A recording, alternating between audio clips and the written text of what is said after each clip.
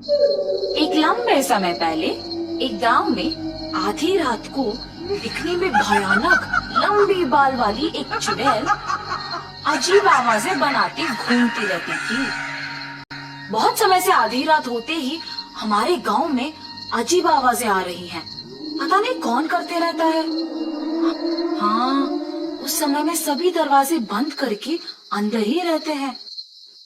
एक दिन वो चुड़ैल जब उस गांव में घूमते रहती है, खिड़की से उसे एक सुंदर औरत सोते हुए नजर आती है। हर रोज ये सारे गांव वाले मेरा अपमान करते थे कि मैं बदसूरत हूँ, इसीलिए मैं मर के चुड़ैल बन गई और इसीलिए मैं अब इस खूबसूरत औरत में घुस के इस गांव में कोई भी औरत को खूबसूरत नहीं रहने दूंगी। मेरे मौत के लिए जिम्मेदार इन गांव वालों से बदला लूंगी। ऐसे फैसला करके तुरंत उस औरत में घुस जाती है और सुबह होते ही वो फिर से साधारण औरत बन जाती है।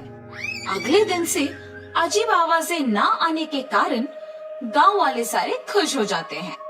लेकिन वो चुड़ैल उस गांव में मौजूद सारी सुंदर औरतों को बदसूरत बनाने लगी और सुबह होते ही मामूली बन जाती है। एक दिन आधी रात को वो चुड़ैल एक खूबसूरत औरत को सोते हुए देखती है। कितनी सुंदर हो तुम, अब देखो मैं तुम्हें क्या करती हूँ। वो चुड़ैल उस औरत पे हाथ फैलाती है और वो तुरंत खूबसूरत बन जाती है। हा हा हा, अब अच्छी लग रही हो तुम, ऐसे कह के वहाँ से चले जाती है। सुबह उठते ही प्रीति को कुछ याद नहीं रहता है। क्या हुआ मुझे? ऐसा लग रहा है कि कुछ तो हो रहा है। रात भर मैं क्या इनके बगल में ही थी? मुझे उनसे पूछना होगा। सुनिए, इधर आइए। क्या हुआ? नींद से जागते ही इतने जोर जोर से चिल्ला रही हो? मुझे ऐसा लग रहा है कि रात में कुछ हुआ है। मैं रात भर आप ही के बगल में थी ना जी? हाँ, मेरे बगल में ही सोई थी। क्यों? ठीक है, कुछ नहीं जी। सतीश गांव में जाते ही सारे लोग को एक जगह इकट्ठा देखता है। ये क्या, इतने लोग एक ही जगह? क्या हुआ होगा?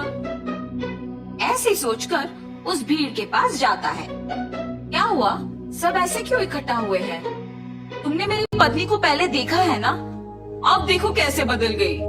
पहले हमारे गांव में अजीब आवाजें सुनाई देती थी, लेकिन अब वो आवाजें नहीं आ रही हैं। हमें पता नहीं है कि तुम्हारे पत्नी को बदसूरत किसने बनाया, इसीलिए हमें सावधान रहना होगा। आज से हर रोज सभी के घर में कोई एक आदमी रात भर सोए बिना जगे ही रहना होगा।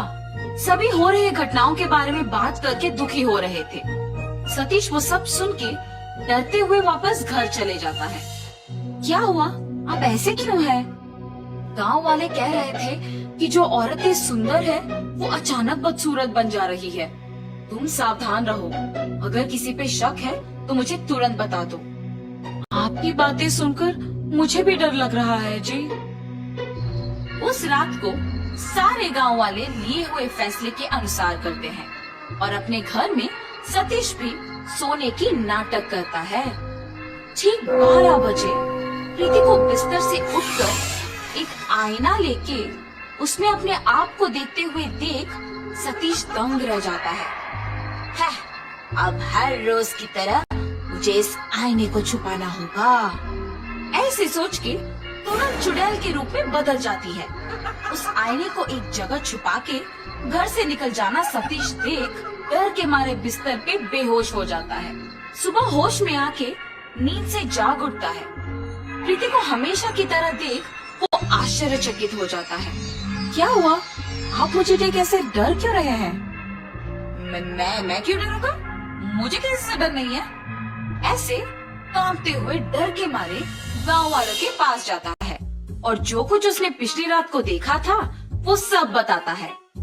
हाँ, आज के समय में भी भूत प्रेत को मानते हो? क्या तुम सच में तुम्हारी पत्नी को चुड़ैल के रूप में बदलते हुए देखा? तो तुम सोच रहे हो कि गांव में हो रहे घटनाओं का तुम्हारी पत्नी वजह है। अगर तुम लोगों को मेरे बात पे यकीन नहीं है तो मेरे साथ मेरे घर आओ। मेरी पत्नी को दिखे बिना एक कोने से उसे देखो।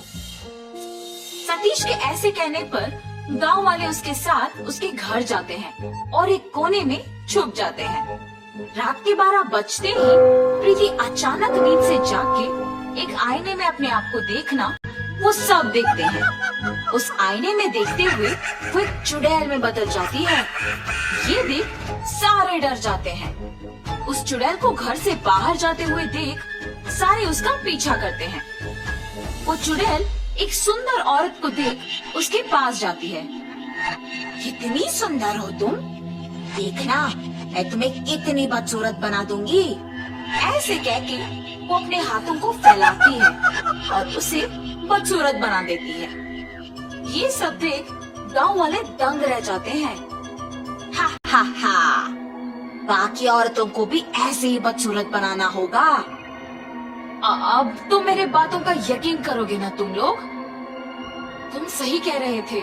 अगर हमने इस चुड़ैल को ऐसे ही छोड़ दिया तो वो सबको बदसूरत बनाएगी। इसका हल जल्दी सोचना होगा। एक मिनट, ये अपने आप को आईने में देख चुड़ैल बनी है। इसका मतलब ये है कि इसका और उस आईने का कुछ संबंध है। हाँ, मैंने भी उस दिन यही देखा। उस चुड़ैल से पहले ही घर पहुँच के हमें उस आईने को ढूंढना होगा। हाँ हाँ, चलो चलो।